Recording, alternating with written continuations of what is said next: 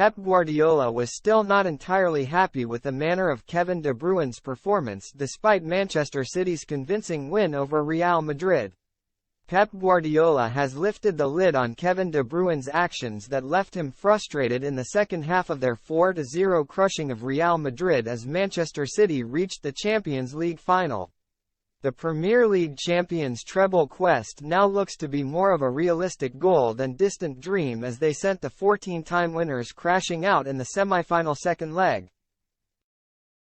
But despite a near-complete performance, Guardiola still wasn't entirely satisfied. A first-half double from Bernardo Silva and late strikes from Manuel Akanji and substitute from Julian Alvarez were enough to hand City a comprehensive victory over their Spanish opposition, who were way below their best level and completely outclassed on the night. It could have been even more embarrassing for Carlo Ancelotti's side without a series of top saves from Thibaut Courtois as City threatened to run riot. But Guardiola pointed to a moment in the first half when his side were 2-0 up that angered him, as the 52-year-old criticized De Bruyne and Ilkay Gundogan for failing to follow his instructions.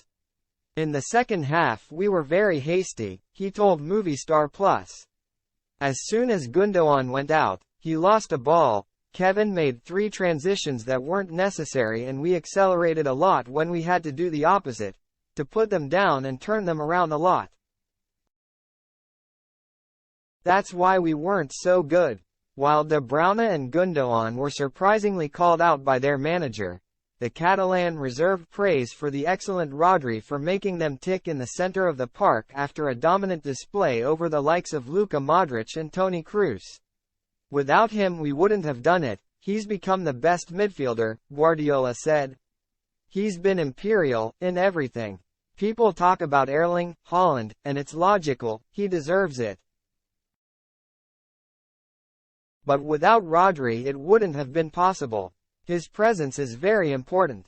Guardiola is usually humble enough to praise his players for their performances rather than his own tactical decisions, but the City boss was willing to make an exception about the key change that left Real struggling to contain his side at the Etihad on Tuesday night.